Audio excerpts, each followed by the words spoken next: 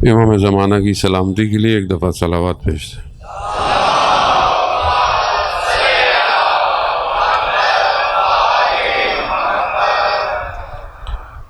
لا حول ولا قوة الا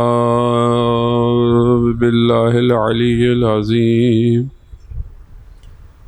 حسبنا اللہ ونعم الوکیل، نعم المولا ونعم النصیر۔ اعوذ باللہ من الشیطان الرجیم، بسم اللہ الرحمن الرحیم۔ الحمد للہ الذی یؤمن الخائفین وینجی الصالحین ویضع المستکبرین ویہلک ملوکا ویستخلف آخرین۔ والصلاة والسلام علی رسول ثقلین، محبوب رب المشرقین والمغربین، جد الحسن والحسین، نبینا سیدنا بالقاسم محمد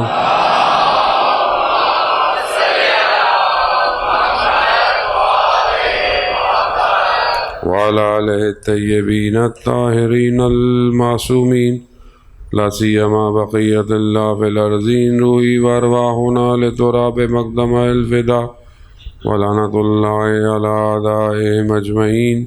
بسم اللہ الرحمن الرحیم۔ رب اشرح لی صدری ویسر لی امری واحلل عقدۃ من لسانی یفقہوا قولی۔ اما بعد فقد قال اللہ تبارک و تعالی فی کتاب الحکیم والقرآن المجید، وما خلقت الجن والانس الا لیعبدون۔ صلوات بھیج دیں محمد۔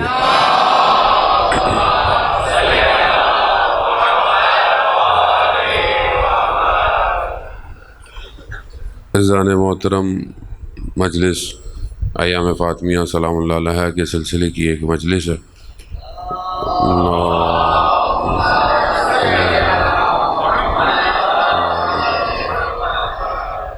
اسی حساب سے بہرحال آپ کی خدمت میں چند عرائض جو ہے وہ پیش کرنے ہیں۔ گفتگو بہرحال ایام فاطمیہ کے اس کافی محور ہیں، جس میں سب سے امپورٹنٹ محور جسے قرآن کئی جگہ جو ہے وہ گفتگو کرتا ہے، وہ گھر ہے۔ ایک گھر کیسا ہونا چاہیے، وہ قرآن جو ہے وہ گھر کے اوپر بہت تاکید کر رہا ہے۔ 72 دفعہ قرآن میں بیت کا لفظ اپنے جم کے ساتھ آیا ہے۔ خدا گھر کو جس طرح چاہتا ہے اس نے مختلف گھرانوں کا بھی ذکر کیا ہے، انبیاؤں کے گھر اور صالحین کے گھر کیسے ہونے چاہیے۔ اور یہ محور آج ہمارے معاشرے کے لیے بہت زیادہ ضروری ہے، کیونکہ بہرحال ہم بھی ایک ایسے معاشرے میں رہتے ہیں کہ جہاں پر گھر کی بہت اہمیت ہے۔ گھر در و دیوار سے نہیں بنتا، گھر افراد سے تشکیل ہوتا ہے۔ در و دیوار بہت اچھے ہوں، خوبصورت ہوں، مگر افراد صحیح نہ ہوں تو وہ گھر کبھی بھی ترقی نہیں کرتا۔ اس لیے جو افراد اچھے، اور افراد اچھے کیوں ہوں، کیونکہ بہرحال ایک معاشرے کو اچھے افراد کی ضرورت ہوتی ہے، اور کوئی بھی معاشرہ بغیر افراد کے نہیں چل سکتا۔ یعنی آپ یہ سمجھیں کہ میں صرف اکیلا اچھا ہو جاؤں تو بہت اچھا ہو جائے گا معاشرہ، کبھی بھی نہیں ہو سکتا، کیونکہ اسلام جو مذہب ہے وہ مدنی مذہب ہے۔ مدنی سے مراد یعنی شہر کا مذہب ہے، اجتماع کا مذہب ہے۔ اسلام کی جو تعلیمات ہیں، جو احکامات ہیں، وہ ایک صرف فرد کے لیے نہیں ہیں۔ مثال کے طور پر بہت سارے ایسے اسکول آف تھاٹس کہہ لیں، یا ایسے فرقوں کے اندر فرقے کہہ لیں آپ، یا ایسا کوئی گروہ کہہ لیں آپ، کہ جہاں پر صرف شخصیت کے اوپر زور دیا جائے۔ اسی کے لیے انسان ایسا ہوتا ہے کہ جب دیکھیں کہ انسان جو ہے وہ صرف خود اچھا ہو، یا بہت سارے مذہب جو تحریف ہو گئے ہیں، یعنی اصل مذہب ایسے نہیں تھے، ہو گئے ہیں بہت سارے مذہب کہ جو انبیاء آئے تھے لیکن اب ان کے اندر تبدیلی ہو گئی ہے۔ مطلب مسیحیت ہے جیسے کرسچنیٹی، اب اس کے اندر کیا ہے کہ آپ نے صرف سنڈے کو چرچ جانا ہے، وہ بھی اب بہت تھوڑے لوگ جاتے ہیں، باقی کچھ بھی ہو کچھ بھی کرتے رہیں، یا پھر آس پاس کچھ بھی ہو رہا ہو آپ کو اس سے کیا، آپ جائیں اپنی عبادت کریں جائیں۔ اب یہ مذہب یا فرقہ یا کوئی بھی چیز ہوتی ہے یہ صرف شخصیت محور ہے، یعنی بس تم اپنی فکر کرو، تمہیں اس سے کیا برابر میں کیا ہے، تمہیں اس سے کیا معاشرے میں کیا ہے، جبکہ اسلام ایسا نہیں ہے۔ الہی جتنے بھی مذہب آئے کوئی بھی ایسے نہیں تھے، کیونکہ جو اولو العزم پیغمبر ہیں ہمارے وہ تھوڑے سے ہیں، اور ان اولو العزم پیغمبروں کو جب ابلاغ دیا گیا، تبلیغ کے لیے کہا گیا، جبکہ ہر نبی کا کام پیغام دینا تھا، میسج دینا تھا۔ کچھ انبیاؤں کی ڈیوٹی زیادہ سخت تھی، جس میں تو خود حضرت موسیٰ ہیں، حضرت عیسیٰ ہیں، حضرت ابراہیم علیہ السلام، اور خود ہمارے آخری پیغمبر ہیں۔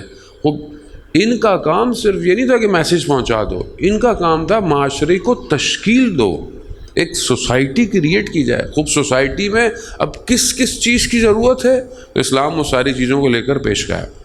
یعنی جہاں بھی آپ قرآن میں دیکھیں تو نبی کو یہ نہیں کہا گیا کہ نماز پڑھو، نبی سے یہ ارشاد ہوا کہ اقیم الصلاۃ، یعنی نماز کو قائم کرو، یعنی نماز کو برپا کرو۔ نماز نہیں کہ تم اکیلے جا کے تم نماز جا کے پڑھ لو، نہیں، قائم کرو۔ خوب قائم کرنے کے لیے خوب مسجد چاہیے، مؤذن چاہیے، آواز چاہیے، معاشرے میں لوگ چاہیے جو پیچھے نماز پڑھیں۔ خوب جب نماز پڑھیں گے تو پھر نجاست سے پاکیزگی چاہیے، صاف پانی چاہیے، لباس پاک ہونا چاہیے، چیزیں حرام نہیں ہونی چاہیے، ذبح شرعی ہوں گی تو لیدر کی چیز آپ استعمال کریں گے، اور ایکس وائی زیڈ چیزیں ہیلتھی چلی جائیں گی۔ یعنی پھر بہت سارے دوسرے احکام اس کے ذیل کے اندر آٹومیٹکلی اپلائی کرنے پڑنا مجبوری ہے آپ کی۔ اب آپ نماز کیسے قائم کریں گے جب بہت ساری چیزیں ممکن نہیں ہیں، اور جب آپ نماز قائم کریں گے تو جو چیزیں نماز سے روکتی ہیں ان کو بھی آپ کو روکنا ہے۔ تو یہ پھر آہستہ آہستہ، لیکن آج جو دنیا کا سسٹم ہے وہ آہستہ آہستہ ہمیں اس طرف لے آیا ہے، کیا آپ اپنا کام کرو، آپ کو اس سے کیا، آپ اپنی فکر کرو۔ اچھا، ایک تو یہ کہ ذہن میں ڈالا گیا، دوسرا کہ حالات ایسے دنیا کے کر دیے جائیں کہ انسان صرف اپنی فکر کرے اسے۔ اب آپ ابھی جو پوزیشن ہے معاشرے کی ہمارے، وہ ابھی یہ تو یہ کہ انسان اپنے گھر میں بھی کسی کو نصیحت نہیں کرتا، کیسے کرے؟ بچہ ابھی اتنا ماشاءاللہ بڑا ہو گیا ہے کہ وہ اپنے والد سے کہتا ہے آپ کو کیا پتہ، آپ کا زمانہ کوئی اور تھا، ابھی اینڈرائڈ موبائل کا زمانہ ہے۔ تو ابھی تو بچہ پیدا ہوتے ہی اس چھوٹے بچے کو پتہ ہے کہ اینڈرائڈ موبائل کہاں سے آن ہوتا ہے اور آئی فون کہاں سے آن ہوتا ہے، وہ بلٹ ان آ رہا ہے اس کے ساتھ، بچے کے ساتھ یہ سسٹم بلٹ ان آ رہا ہے۔ کیوں آ رہا ہے؟ کیونکہ جب یہ حمل میں ہے تو ماں فون یوز کرتی ہے بہت زیادہ۔ وہ وضاحت محترم ایسی ہے، جن علماؤں کی مائیں قرآن پڑھتی تھیں، زیارتیں پڑھتی تھیں، ان کے بچوں میں جب ذرا سا بھی شک آتا تھا تو پوچھتے تھے کہ تربیت کہاں مشکل میں آئی ہے۔ مشہور واقعہ آپ نے سنا ہے عالم دین کا کہ بچے نے کوئی غلطی کی، کوئی چھوٹی موٹی غلطی کی ہوگی، تو انہوں نے بہت پریشان ہوئے، کہا کہ میں نے تو اپنے بچے کی تربیت ایسی نہیں کی تھی۔ پھر انہوں نے اپنی زوجہ سے پوچھا کہ کوئی چیز آپ نے تربیت میں، کوئی کھانا کچھ؟ کہا نہیں۔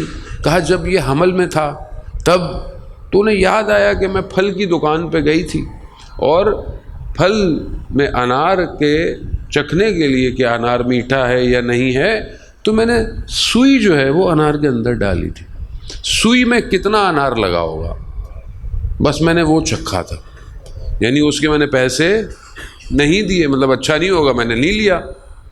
اس قطرہ بھی شاید نہ ہو، اس ایک قطرے کے اثرات یہ تھے کہ بچے سے کوئی غلطی ہو گئی، اور یہاں تو ٹھیلے پہ آپ پھل لینے جاؤ، چکھتے چکھتے ہی آدھا درجن تو چلا گیا، پھر بولتے نہیں مزے کا نہیں ہے، اچھا تول دو۔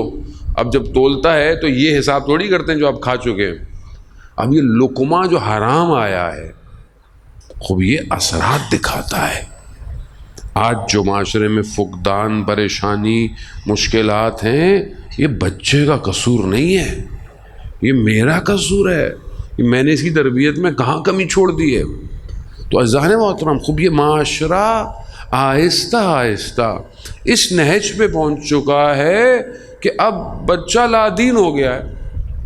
آنے والی نسل، جوان نسل، ابھی دیکھیں اس کے مسائل کیا ہیں، اسے دین کیا ہے اس کے لیے، مثلا وہ تو دین کی کیا بات، سب دین ٹھیک ہیں، سب صحیح ہے، یہ بھی صحیح ہے، وہ بھی صحیح ہے، سب ٹھیک ہیں۔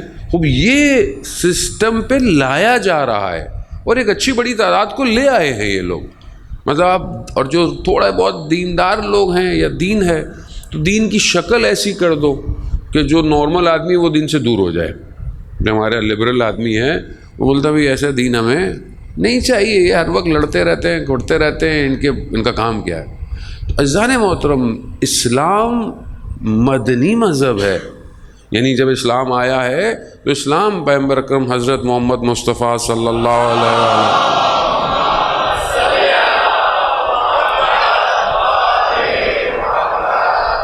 اسلام جب آیا ہے تو ظاہر ہے وہی آپ کے سامنے نازل ہوتی ہے پیغمبر خدا پر، پھر پیغمبر خدا کو ابلاغ دیا جاتا ہے کہ بھئی جائیں آپ اور جا کر لوگوں کو یہ بیان کریں۔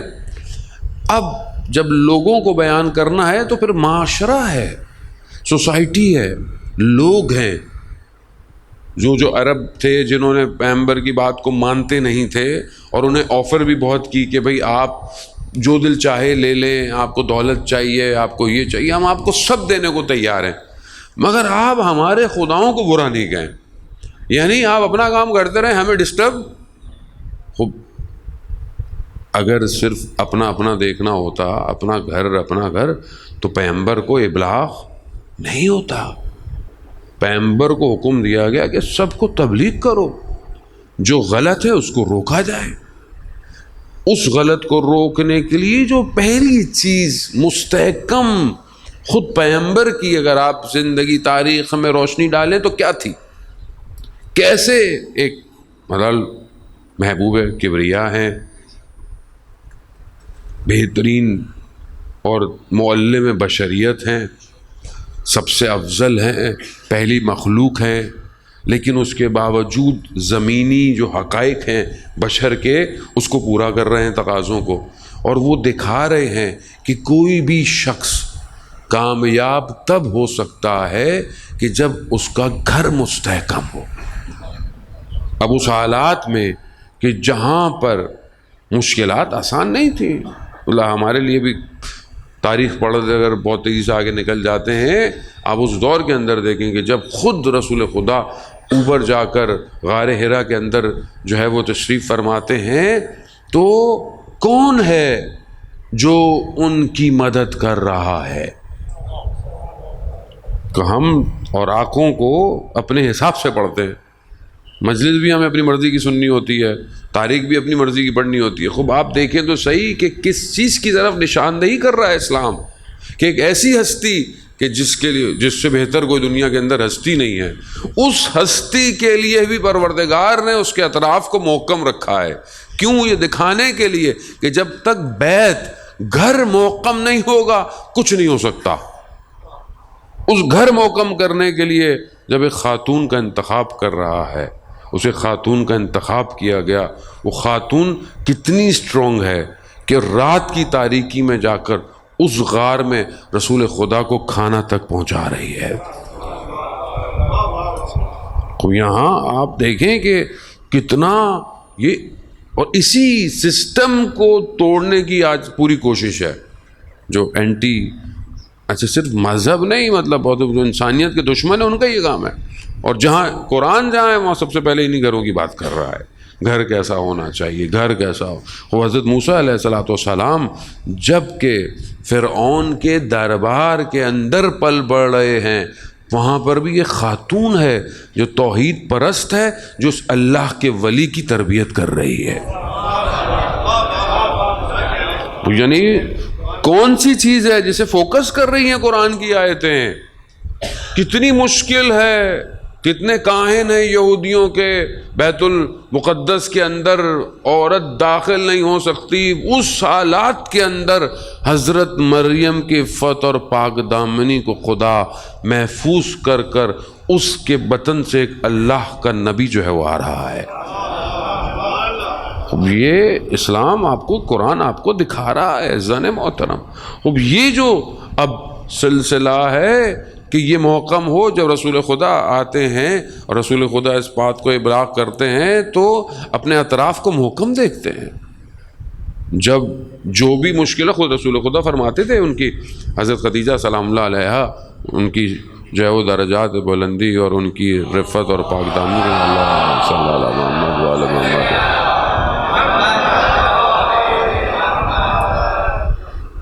بیوی کے لیے خود فرماتے ہیں کتنا گریا کرتے رہے۔ ازواج پیغمبر نے کہا رسول خدا کو کہ اب آپ کیوں اتنا گریا کرتے ہیں، وقت گزر گیا، بہت عرصہ ہو گیا۔ کہا کہ جب مجھے کوئی کچھ نہیں دے سکتا تھا تب خدیجہ نے اپنی دولت سے میری مدد کی، جب کوئی مجھے سلام کا جواب یا میرے لیے مشکل پیدا کرتا تو میں جب گھر آتا اور خدیجہ کے چہرے کو دیکھتا تھا تو مجھے سکون ملتا تھا۔ یہ بانڈنگ، یہ ریلیشن جسے اسلام بیان کر رہا ہے، یہ صدر اسلام سے ہے۔ یعنی ظاہر ہے رسول خدا کی کتنی بہترین حدیث ہے، خود فرماتے ہیں تم میں سے سب سے بہتر وہ ہے جو اپنے گھر میں اچھا ہے۔ ہم باہر سب اچھے ہیں، گھر میں کوئی اچھا نہیں۔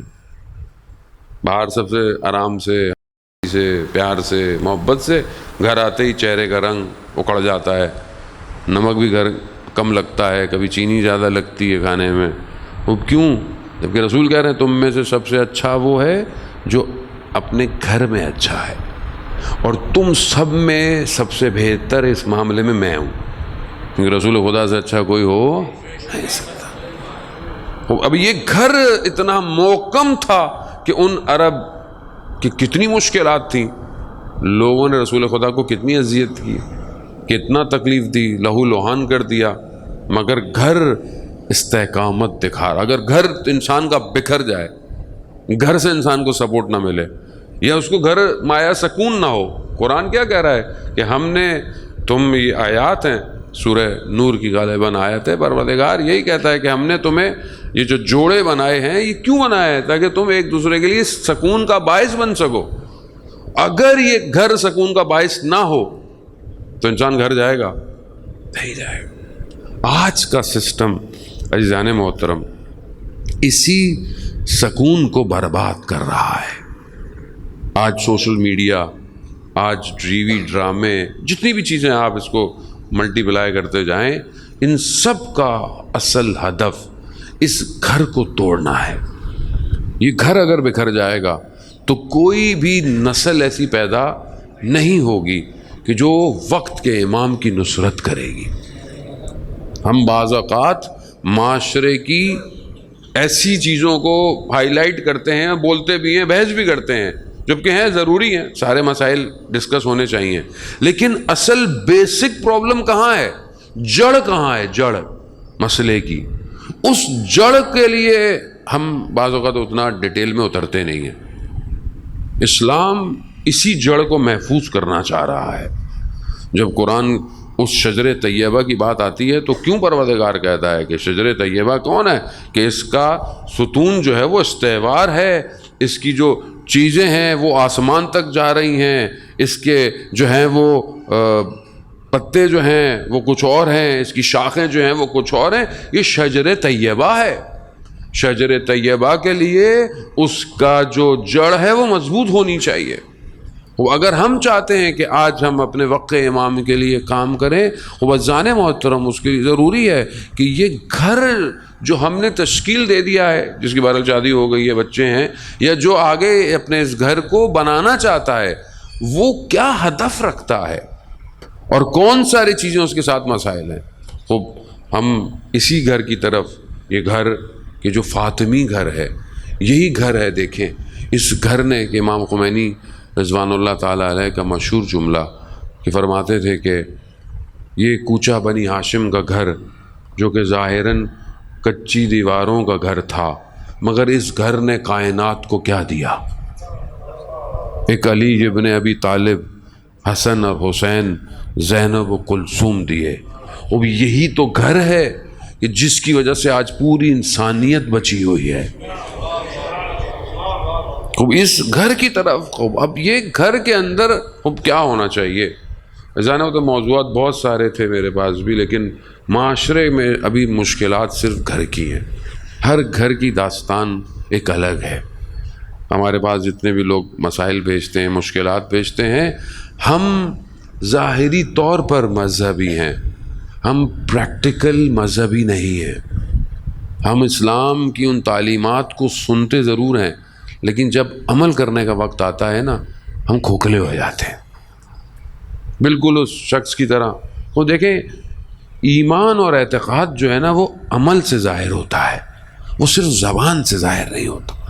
ایک آدمی کہے کہ میں ذکر کرتا ہوں، استغفار کرتا ہوں، توبہ کرتا ہوں، اب یہ توبہ اور استغفار تب ہو کہ جب وہ گناہ کرتے وقت اس کے اعضاء و جوارح کانپنے لگیں، جب اسے احساس ہو، ورنہ پھر آپ استغفار زبان سے پڑھتے رہیں، استغفار استغفار استغفار، بس تسبیح، اب تو تسبیح بھی ڈیجیٹل آ گئی ہے، وہ بھی پڑھتے رہیں، اور آپ کی نہ زبان گناہ سے روکے، نہ آنکھیں آپ کی گناہ سے روکیں، نہ آپ کا ذہن گناہ سے روکے، تو پھر آپ کی استغفار کیسی ہے؟ اسی طرح بہت سارے معاملوں میں ہم اس رحمان کی رحمانیت کے مانتے تو ہیں، لیکن جب پریکٹیکلی امپلیمنٹ آتا ہے تو دیکھتے ہیں کہ نہیں، اس شخص کی طرح کہ جو رات کی تاریکی میں مختلف طریقے سے واقعہ بیان ہوا ہے کہ پہاڑ سے گر گیا یا کسی بڑی سی عمارت سے نیچے گرا، اندھیرا تھا، تاریک تھی، پتہ نہیں تھی، پھنس گیا درمیان میں کسی ٹہنی میں، کسی چیز میں، اور کپڑے اس کے پھنس گئے۔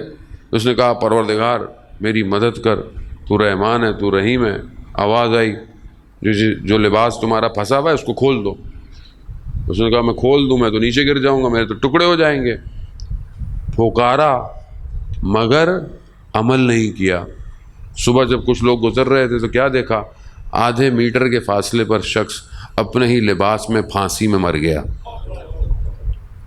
جب آواز آئی کہ کھول دو، اس کا مطلب کیا ہے؟ اس کا مطلب ہے کہ یقین نہیں ہے۔ یقین، جبکہ خدا کہہ رہا ہے تم مجھ پہ یقین کرو۔ آغا دولابی فرماتے تھے کہ جب تمہاری زندگی میں سارے دروازے بند ہو جائیں تو پھر سمجھ جاؤ کہ اب تم اس پر ڈیپینڈ کرو گے کہ جو کسی پر ڈیپینڈ نہیں کرتا۔ خوب یہ انسان تبھی ہے کہ جس کو یقین ہو جائے گا کہ اب تو سب بند ہو گیا، اب وہ ہے کہ جو سارے دروازوں کو کھولے گا۔ لیکن کیا میں اس طرف بڑھ رہا ہوں کہ نہیں بڑھ رہا؟ اب کیسے بڑھوں گا؟ ظاہر ہے میں اپنے اندر ایک کمزوری دیکھتا ہوں، ایک ضعف دیکھتا ہوں عقیدے کے حوالے سے۔ میرا عقیدہ عملی تب ہے کہ جب میرے عمل میں نظر آئے، اور یہ تبھی نظر آئے گا کہ جب اس کی تربیت ایک ایسی جگہ ہو کہ جہاں ہر لمحے اس کو پروان چڑھایا جائے۔ عزیزان محترم، ہم جس معاشرے میں رہ رہے ہیں، آج آپ کے سامنے معاشرے میں جو مسائل ہیں، چاہے وہ سیاسی ہوں، چاہے وہ مذہبی ہوں، چاہے وہ اقتصادی ہوں، ان سب کو اوور کم کرنے کے لیے افراد کی ضرورت ہے۔ افراد نہیں ہوں گے تو آپ کیسے کریں گے کام؟ اور جب ہم یہ کہتے ہیں کہ آج یہ افراد سب خراب ہیں، کوئی چور ہے، کوئی ڈاکو ہے، کوئی فلانا ہے، کوئی فلانا ہے، خوب یہ سب ہم میں سے ہیں، یہ باہر سے کوئی نہیں آیا، وہ اسی معاشرے نے لوگوں کی پروان چڑھائی۔ ذوالقرنین، اسکندر جسے کہتے ہیں، کتنی لمبی زندگی ہے، کہاں کہاں کہاں گئے، وہ یاجوج ماجوج کو بھی جو قوم کو بچایا، وہ سب ذوالقرنین حضرت موسیٰ کی قوم کے پاس سے گزرے تو دیکھ کر پریشان ہو گئے، کہا کہ لوگ اتنے سکون میں، اتنے اطمینان میں ہیں۔ دیکھا تو ان کے گھروں کے صحن کے اندر قبریں بنی ہوئی ہیں۔ کہا یہ کس کی قبریں ہیں؟ کہا یہ ہمارے رشتہ دار جو مرتے ہیں ہم ان کو اپنے صحن میں دفنا دیتے ہیں۔ کہا کیوں؟ کہا تاکہ ہم روز دیکھتے رہیں کہ ہم نے بھی قبر میں جانا ہے۔ کہا تمہارے گھروں میں دیواریں کیوں نہیں ہیں؟ کہا کیونکہ ہمارے ہاں نہ چور ہے، نہ کوئی نقصان دینے والا ہے۔ تو کہا تمہارے ہاں کوئی حاکم بھی نہیں ہے؟ کیا ہمارے ہاں ایک دوسرے سے لڑائی نہیں ہوتی ہے؟ خوب کیوں؟ کیونکہ اعتقاد ایسا ہے۔ یہاں تو آدمی گھر والے پہ گھر والا بھروسہ نہیں کرتا، موبائل میں 4 پاسورڈ لگے ہوئے ہوتے ہیں، یہ والا بھی، انگوٹھے والا بھی، آنکھوں والا بھی، سب لگے ہوئے ہیں، یہ بند ہو جائے تو یہ نہ کھولے، یہ نہ کھولے تو یہ نہ کھولے. کیوں؟ بھروسہ نہیں. اندر سے چور، اندر کا چور باہر کہاں آئے گا؟ عزیزان محترم، خوب معاشرہ چاہیے. آج اعتراض کرنا، تنقید کرنا آسان ہے، لیکن کام کرنا مشکل ہے. وہ آج ہم اپنے معاشرے کی ارتقاء کے لیے کیا کام کر رہے ہیں؟ وہ پہلی چیز عزیزان محترم جو سب سے زیادہ ضروری ہے وہ تعلیم اور تربیت ہے. آج ہم نے اپنی گھر میں یا اپنے محلے میں تعلیم و تربیت کا کیا ماحول ہے؟ کیا ہمارے پاس کوئی سسٹم ہے؟ کیا ہم نے کوئی سسٹم انٹروڈیوس کیا ہے؟ وہ پہلے تھوڑا سا پیچھے چلے جائیں، جب یہ مصیبت بھی ہے فائدہ بھی ہے، یہ موبائل نہیں تھا تو کم از کم لوگ اپنے بزرگوں کے پاس بیٹھتے تھے، محلے میں بیٹھتے تھے، کوئی بات سن لیتے تھے، کوئی نصیحت سن لیتے تھے. اب تو کوئی کسی کو اتنا بزی ہو گیا کہ کوئی سنتا نہیں ہے. ان حالات میں کہ جو میں یہ نہیں کہہ رہا کہ آپ موبائل پھینک دیں یا توڑ دیں یا ٹیکنالوجی یوز نہ کریں، نہیں، اس ٹیکنالوجی کے دور کے اندر ہم کوئی سسٹم انٹروڈیوس کر رہے ہیں کہ ہمارے معاشرے میں، ہمارے محلے میں، ہمارے گلی میں لوگوں کی تربیت ہو، ہمارے اپنے گھر کے اندر لوگوں کی تربیت ہو. کیا اس طرف ہم سوچ رہے ہیں کہ نہیں سوچ رہے؟ اور اس ٹیکنالوجی کو کہ جو بہرحال اتنی حاوی ہوتی جا رہی ہے، اس میں ہمارا کتنا بڑا کردار ہے؟ اگر آپ خود اس ٹیکنالوجی میں نہیں آئیں گے تو جو ظاہر ہے جو دوسرا آئے گا وہ اپنی مرضی سے آئے گا. پھر آپ صرف استعمال کرنے والے ہیں، آپ بنانے والے نہیں ہیں. تو کیا آپ خود کچھ بنانے کا سوچ رہے ہیں ابھی تک؟ یا آپ نے محلے کے اندر کوئی ایسا انسٹیٹیوٹ بنایا ہوا ہے کہ جو آپ کی اس نسل کو، بچوں کو فری میں ڈیجیٹل مارکیٹنگ، سورس کوڈنگ، کوئی اور پلاننگ، کچھ اور سکھا رہا ہے کہ نہیں سکھا رہا؟ معاشرے کی ضرورت ہے جانے محترم. اب سب کچھ آن لائن ہے، ہر چیز آن لائن ہے، آپ بھاگ نہیں سکتے ان چیزوں سے. تو کیا اس دور کے اندر جب آپ صرف انسٹیٹیوٹ کے اندر اگر آپ نے خود بنایا ہوگا تو صرف آپ اس میں کورس نہیں سکھائیں گے بلکہ ساتھ میں تربیت بھی کریں گے کہ اس ٹول کو انسانیت کی فلاح کے لیے استعمال کرو. اس ٹول سے کوئی ایسی چیز نہیں بناؤ. شہید مطہری اپنی ایک کتاب میں فرماتے ہیں کہ یہ جو نئی ٹیکنالوجی بہرحال جو بھی اس زمانے کے اندر بھی تھی، یہ ٹیکنالوجی بری نہیں ہے. جو خوب مثال بھی دیتے ہیں، خوب یہ جو جہاز ہے، خوب جہاز کو برا نہیں ہے. وہ یہی جہاز آپ کو مکہ مدینہ بھی لے کے جائے گا، یہی جہاز آپ کو کسی گناہ کرنے والی جگہ پہ بھی لے کے جائے گا. اصل مشکل آپ کی اپنی ہے کہ آپ اس سے فائدہ کیا اٹھا رہے ہیں. کیمرہ برا نہیں ہے، کیمرہ آپ کی مجلس بھی دے سکتا ہے، آپ کے حرم کو بھی دکھا سکتا ہے، اور بھی چیزیں.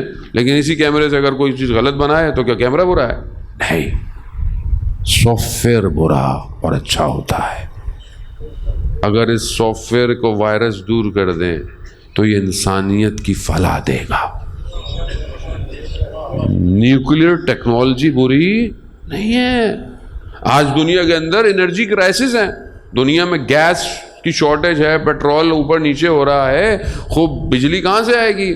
خوب ظاہر ہے آپ کتنا پیٹرول سے دیں گے، کتنا پانی سے دیں گے. خوب نیوکلیئر گو کے بہت مشکل سے بنا پاتے ہیں، لیکن اس نیوکلیئر ٹیکنالوجی کا اصل مقصد بہت چھوٹی سی چیز سے انرجی کو پورا کرنا ہے. لیکن اسی نیوکلیئر سے جاپان میں نیوکلیئر بوم مار دیا، انسانیت کو برباد کر دیا. ٹیکنالوجی بری نہیں ہے، فون اچھا اور برا نہیں ہے. آپ نے اس کے اندر ڈالا ہوا کیا ہے؟ کیا آپ اس فون میں قرآن پڑھتے ہیں؟ کیا آپ اس فون میں ہر روز صبح اٹھ کے دعائے عہد پڑھتے ہیں؟ کیا آپ اس میں کوئی پڑھائی، کوئی ایجوکیشن کی چیز کرتے ہیں، یا صرف بیٹھ کر فیس بک، انسٹاگرام دیکھتے رہتے ہیں؟ فون برا نہیں ہے. اسی طرح اصل یہ گھر تبھی بنے گا کہ جب آپ گھر میں افراد کی تربیت کریں گے.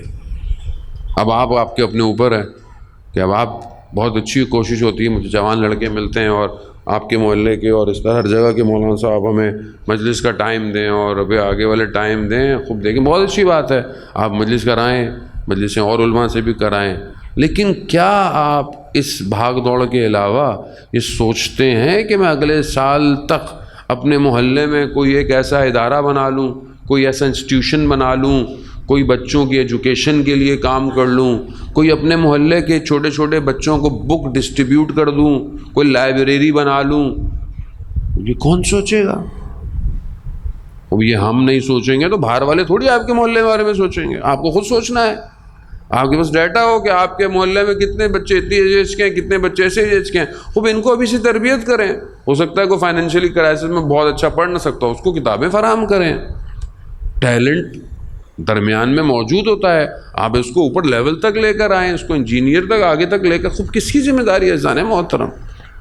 پھر ہم کہتے ہیں جی معاشرے میں یہ مسائل ہیں، فلانے یہ مسائل ہیں۔ خوب مسائل صرف مسائل کہہ کر حل نہیں ہوگا جب تک ہم گھر کو صحیح نہیں کریں گے۔ اللہم صلی علی محمد وآلہ۔ آپ دیکھیں کہ یہ گھر خوب کتنا بہترین گھر ہے کہ یہاں پر اگر آپس میں بچوں کا مقابلہ بھی ہو رہا ہے کہ کچھ ملے گا تو کیا ہے کہ بی بی جو ہے وہ تسبیح کے دانوں کو بکھیر دیتی ہیں، اور حسن اور حسین جو ہے وہ دانوں کو جو زیادہ اٹھائے گا وہ جو ہے اس کو ملے گا، لیکن دانے دونوں برابر اٹھتے ہیں۔ خوب تربیت گھر کے اندر ہے۔ ایک اگر کچھ دے رہا ہے بڑا سائل کو تو دوسرا کہتا ہے میں بھی دوں گا، تیسرا کہتا ہے میں بھی دوں گا۔ وہ یہ تربیت ہے۔ قرآن کی پوری جو ہیں وہ صورتیں انہی کے لیے اتر آئی ہیں۔ خوب کیا یہ تربیت ہم دے رہے ہیں بچے کو؟ کیا ہمارے گھر میں بچے کو سکھایا جاتا ہے کہ بیٹا صدقہ ایسے دینا ہے، خیرات ایسے دینا ہے، اللہ کی راہ میں ایسے دینا ہے؟ کیا اس کے اندر یہ انفاق کا سافٹ ویئر انسٹال کیا جاتا ہے یا نہیں، یا خود غرضی سکھائی جاتی ہے؟ وہ آج جو بچے کے اوپر کام ہو رہا ہے، animation, D C comics, Disney World, Marvel, یہ سب کیا ہے؟ وہ یہ خود غرض بنا رہے ہیں اس کو، یہ خود پرستی بنا رہے ہیں۔ اس اینیمیشن کارٹون کے ذریعے آج دیکھیں بچہ ہر چیز چھین رہا ہے، چھپٹ رہا ہے، پھینک رہا ہے، دوسرے کی بھی چھین لیتا ہے، اس کی بھی چھین لیتا ہے، باہر دیکھتا ہے وہ بھی چاہیے اس کو۔ کیا ہے یہ؟ دنیا پرستی، دنیا کی چیزیں سے سکھائی جا رہی ہیں۔ اب یہ بچہ کب یہ کہے گا کہ میں خود دے دوں؟ تربیت دیکھیں آپ عزیزان محترم، امام حسین علیہ الصلوۃ والسلام، اللہم صلی علی امام حسین 50-56 سال ہے جب جو ہے وہ مدینہ سے جو ہے وہ روانہ ہو رہے ہیں۔ اس سے پہلے جب مدینہ کے حاکم نے امام کو بلایا بیعت کے لیے تو امام نے جہاں بہت سارے جملے کہے، ہے ہاتھ منا ذلہ، یہ امام کا جملہ ہے۔ اس کے بعد امام نے ایک اور جملہ کہا کہ جو زیادہ پڑھا نہیں جاتا۔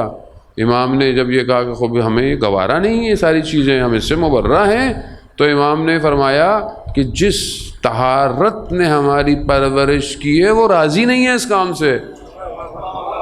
یعنی اگر آپ اس کو عام جملوں میں ترجمہ کریں تو کہا ہماری والدہ راضی نہیں ہے اس کام سے۔ مولا آپ اپنی اتنی ایج ہو گئی ہے آپ کی، پھر بھی کہا نہیں ماں ضروری ہے۔ ماں نے تربیت ایسی کی ہے کہ حسین جیسا، یزید جیسے کی بیعت نہیں کر سکتا۔ یہ ماں کی تربیت ہے عزیزان محترم۔ استاد علی ہمارے فرماتے ہیں کہ ہم 2 ہفتے کے ایک کیمپ پر 17 سال سے لے کر 20 سال کے لڑکوں کو لے کر کیمپ پر گئے، تو ابھی کچھ گھنٹے گزرے تھے، دیکھا کہ ایک بچہ بیٹھا ہوا کونے پہ رو رہا ہے، بہت رو رہا ہے۔ ہم نے اس کو دفتر بلایا، بولا کہ کیا بات ہے؟ پہلے تو شرمایا شرمندگی سے، بولا کیا بات ہے؟ کہا مجھے میری ماں یاد آ رہی ہے۔ تو 17 سال کا لڑکے ہوتے تو مذاق اڑاتے کہ بھئی چھوٹے بچے ہو تمہیں ماں یاد آ رہی ہے، لیکن جتنے بیٹھے ہوئے تھے انہوں نے کہا کہ آفرین ہو اس ماں پر جس نے ایسی تربیت کی ہے کہ تھوڑی دیر کے لیے بھی دور ہے ماں کو یاد کر رہا ہے۔ عزیزان محترم، ماں وہ بیس ہے سوسائٹی کی کہ جو ایک بچے کو چاہے وہ کسی گاؤں میں پیدا ہو اور کسان کا بیٹا ہو، اس کی تربیت ایسے کرتی ہے کہ وہ قاسم سلیمانی بن جاتا ہے۔ یہ ماں ہے، وہ ان ماؤں کو لوگ نہیں پہچانتے. یہ ماں کی تربیت ہے کہ اس مقام پر آ جائے ایک شخص کہ پوری دنیا اس کے نام سے گھبرانے لگ جائے. آج بھی شہید ہوئے سردار کو کتنا عرصہ ہو گیا, آج بھی انسٹاگرام قاسم سلیمانی کے نام سے گھبراتا ہے, فیس بک گھبراتا ہے. وہ ایسی کیا بات ہے؟ وہ کہا شخص ایسا ہے, مائیں گمنام ہیں ایسی. شیخ انصاری خوب کتنے بڑے ہیں کہ جتنے بھی بڑے فقہا ہیں آج اس زمانے سے لے کر آس پاس کے, کہ سب شیخ انصاری کی اس محنت کا نتیجہ ہے. علم کسی نے لے لیا, سیاست آیت اللہ شیرازی نے لے لی, لیکن تقویٰ جو تھا شیخ انصاری کا ان کے ساتھ قبر میں چلا گیا. شیخ انصاری کی ماں دیس فل کی رہنے والی تھی. نجف جب آئیں اپنے بچے کے پاس بھی اور زیارت کرنے, تو جب عرب خواتین کو پتہ چلا کہ شیخ انصاری کی ماں ہے تو ہاتھوں کو چومنا شروع ہو گئی, بالکل عقیدت احترام. ماں پریشان ہو گئی, کہا بیٹے سے, کہا کہ یہ کیوں میرے ہاتھوں کو چوم رہی ہیں؟ بیٹے کی تربیت ایسی تھی کہ نہیں بتانا چاہتے تھے کہ یہ میری وجہ سے چوم رہی ہیں. کہا ماں یہ اس لیے آپ کے ہاتھ چوم رہی ہیں کہ آپ دائم الوضو رہتی ہیں, آپ جو ہے وہ تہجد کی نماز پڑھتی ہیں. تو ماں کہتی ہے خب بہت سارے لوگ تہجد پڑھتے ہیں, میرا ہاتھ کیوں چوم رہی ہیں؟ کہا ماں اس لیے کہ آپ زیارت پہ آئی ہیں. خوب کہا بہت سارے لوگ زیارت پہ آئے ہیں, میرا ہی ہاتھ کیوں چوم رہی ہیں؟ خوب ماں بھی ان کی سخت تھی. جب دیکھا کہ اب کوئی چارہ نہیں رہا تو کہا ماں یہ میری وجہ سے چوم رہی ہیں. کہا تمہاری وجہ سے کیوں چوم رہی ہیں؟ مگر تم کون ہو؟ تم اگر کوئی صرف بندہ خدا ہو, تمہارے اندر کیا ایسا خاص ہے؟ ماں کی تربیت تھی. عزیزان محترم, یہ مائیں گمنام ہیں. خوب ہم جس وطن میں خاص طور پہ جوانوں سے جو بیٹھے ہوئے ہیں, اگر چاہتے ہیں, ظاہر ہے جوان ہیں, آپ کو آنے والی زندگی میں اپنے لائف پارٹنر کا انتخاب کرنا ہے, تو آپ اپنی آنے والی نسل کی ماں کو دیکھیں. یہ نہ دیکھیں کہ ظاہر کیسا ہے, یہ نہ دیکھیں کہ یہ کیا ہے. آج کل تو لوگ انسٹاگرام اور فیس بک پہ دیکھ کے ہی بس سب کچھ ہو جاتا ہے, جبکہ اس پہ بھی 6 فلٹر لگے ہوئے ہوتے ہیں, پتہ بھی نہیں ہوتا کہ کیا ہے. خوب آپ سیرت دیکھیں, آپ اس گھر کو دیکھیں کہ جہاں اس کی تربیت ہوئی ہوئی ہے. تربیت اگر صحیح ہوئی ہوئی ہو تو انسان انحراف پہ نہیں جاتا. اگر ہم آج اپنے گھروں کو حفاظت کر لیں عزیزان محترم, دشمن کی پوری سازش ہے اس گھر کو توڑ دیا جائے.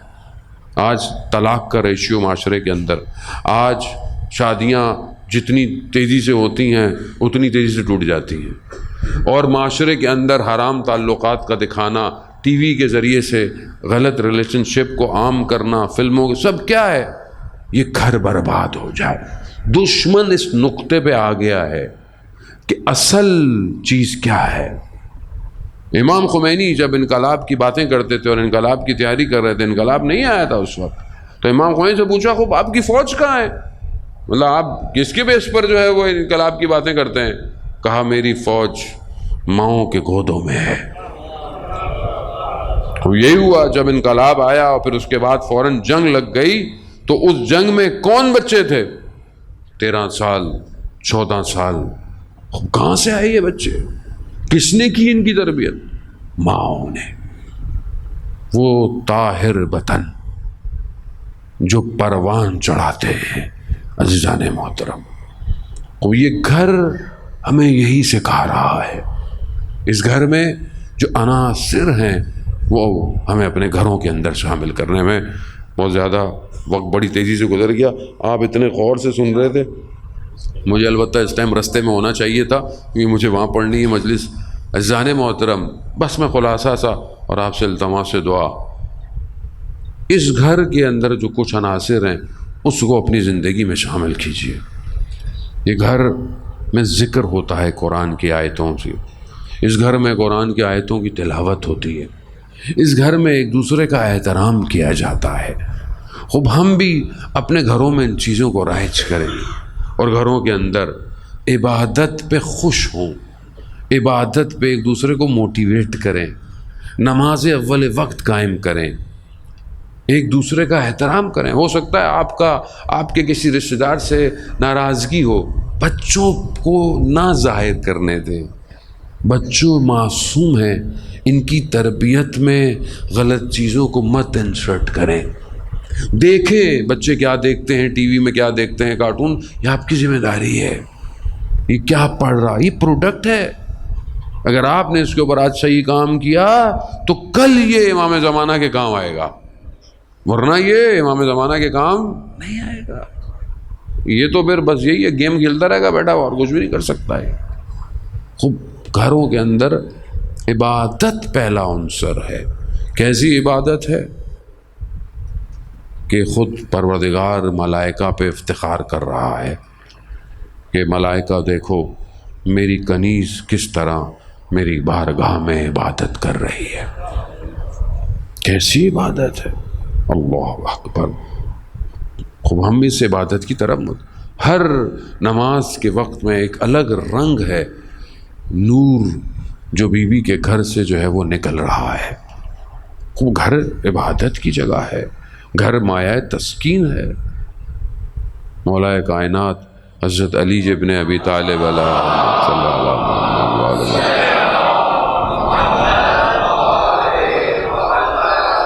امام فرماتے ہیں کہ جب میں گھر میں جاتا تھا اور جب میری نگاہ سیدہ پر پڑتی تھی تو میرا غم اور حزن ختم ہو جاتا تھا. مایہ تسکین ہے سیدہ. بس عزاداران محترم، یہی بیوی ہے جسے ہمیں توسل کرنا ہے. نجات بھی انہی سے ہے، مشکلات کا حل بھی انہی کے پاس ہے. آخری وقت ہے، رسول خدا بستر پر ہیں، بیٹی باپ کے سرانے بیٹھی ہے. بیٹیاں باپ کا بڑا خیال رکھتی ہیں، اور یہ تو ایسی بیٹی ہے کہ کائنات میں کوئی ایسی بیٹی پیدا نہ ہوئی. کوئی بتا نہ پایا. روایات میں ہمارے استاد کہتے ہیں میں نے بہت دیکھا روایات میں، تاریخی کتابوں میں، کہ کوئی ایسا ہو کہ جسے رسول نے ہاتھ کا بوسہ لیا ہو. کہا جو سب سے زیادہ نظر آیا کہ رسول خدا جھک کر اپنی بیٹی کا ہاتھ چومتے تھے، نہ ایک دفعہ، ہمیشہ. کیسی بیٹی ہے یہ، اللہ اکبر. آخری وقت میں دروازے کو جب دیکھا کہ کوئی کھٹکھٹا رہا ہے، بی بی نے کہا کون ہے؟ کہا میں بہت دور سے آیا ہوں، مجھے رسول خدا کی زیارت کرنی ہے. بی بی نے کہا کہ ابھی طبیعت ٹھیک نہیں ہے، بعد میں آئیے گا. تھوڑی دیر پھر گزری، پھر دق الباب. کہا کون ہے؟ کہا میں بڑی دور سے آیا ہوں. کہا کہ حالت بہتر نہیں ہے ابھی. تیسری دفعہ پھر آیا. ایسے میں خود رسول خدا. کہا بیٹی آپ جانتی ہیں کون ہے؟ کہا نہیں بابا. کہا ملک الموت ہے، آپ کے احترام میں اجازت لے کر اندر آنا چاہتا ہے. یا رسول اللہ آپ زندہ ہیں، ملائکہ ابھی پوچھ کے آتے ہیں، آپ کے جانے کی دیر ہے.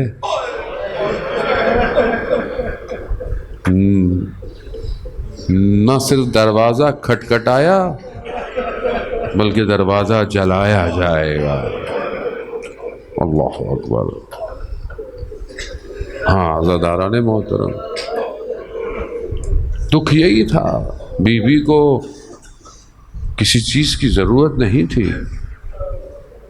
اس واقعے کے بعد جب مدینہ کی خواتین آتی تھیں بی بی سے ملنے، بی بی نے کبھی اپنی تکلیف کا اظہار نہیں کیا.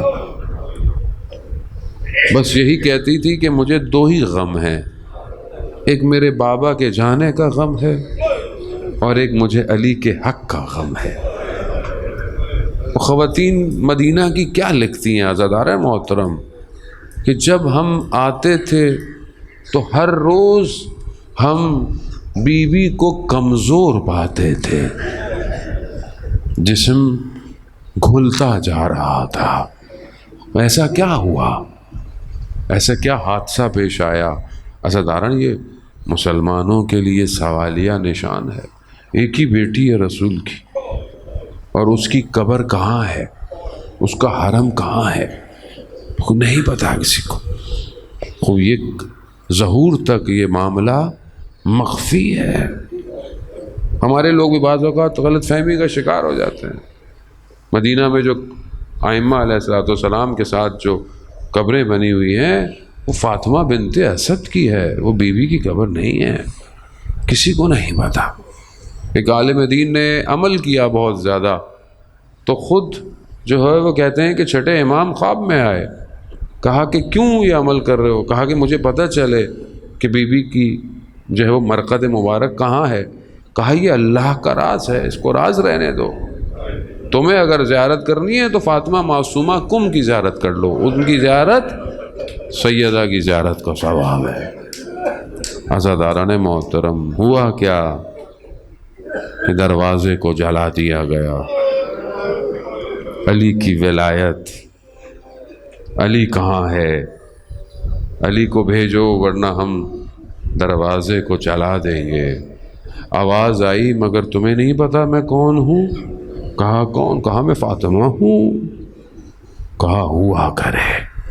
بس عزاداران محترم، در و دیوار میں آ گئی رسول کے جگر کا ٹکڑا. بس اس کے بعد کیا حادثہ کہ مولا کائنات کے گلے میں رسی ڈال کر مدینہ کی گلیوں میں رہ گئے. بی بی جب ہوش سے آئیں بے ہوشی سے باہر، فضہ سے پوچھا فضہ ابو الحسن کہاں ہیں؟ کہا بی بی ان کو لے گئے ہیں. اس حالت میں کہ جہاں حضرت محسن شہید ہو چکے ہیں. کہا فضہ مجھے اٹھاؤ، میری چادر دو، میں علی کے پاس جاؤں گی. عزاداران محترم، بس یہ چند جملے آپ سے التماس سے دعا. مدینہ کی گلیاں ہیں، علی کو لے کر جا رہے ہیں. کمر بند میں مولا کے بی بی نے ہاتھ ڈالا. جب دشمن نے دیکھا کہ یہ چھوڑ نہیں رہی ہیں تو اس لعین سے کہا گیا کہ اس ہاتھ کو چھڑاؤ. اس نے تلوار کے نہاد سے جو بی بی کے ہاتھ پر جو زخم ڈالے ہیں، وہ جب مولا میرا غسل دے رہا ہے اور اس نے جب رات کی تاریکی میں فاطمہ کے زخموں کو دیکھا، علی جیسا جسے کوئی ہلا نہیں سکتا، ایک چیخ ماری ہے. مولا سے پوچھا مولا آپ کیوں رو رہے تھے؟ آپ نے تو بچوں کو کہا تھا کہ ریا نہ کریں. کہا فاطمہ اپنے زخموں کو مجھ سے چھپاتی رہی ہے. آزاداران محترم، رات کی تاریکی میں غسل اور کفن دیا گیا. بچوں سے کہا گیا کہ ماں کی دیکھ لو، لیکن بچے اس طرح اپنی ماں کے بدن پر آ کر پڑے کہ آواز آئی علی بچوں کو ہٹا لو ورنہ عرش پر کوہرام مچ جائے گا. میں کہوں گا یا امیر المومنین، یہ مدینہ ہے، یہ آپ کا گھر ہے، یہ آپ کے بچے لا یوم یوم کا اباب دلہ، ارے یہی آپ کا بیٹا ہوگا کربلا میں اور اسی کے بچے اس کے بدن پر ہوں گے. کوئی آواز نہیں آئے گی، تازیانے تماچوں سے بچوں کو جدا کیا جائے گا.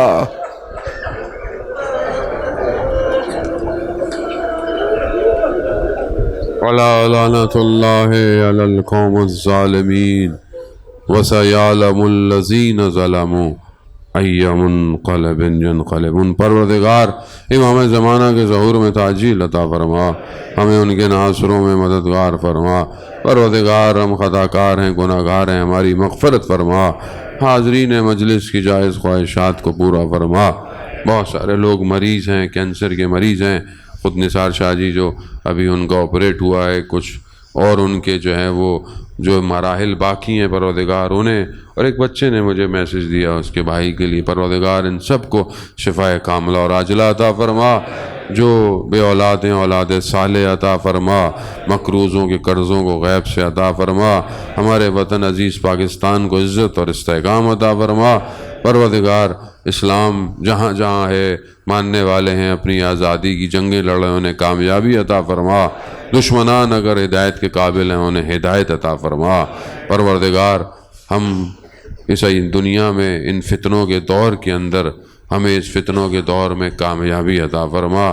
اللہم ارزقنا زیارت الحسین فی الدنیا و شفاعتہ فی الآخرہ۔ صلوات بھیج دے محمد و آلہ۔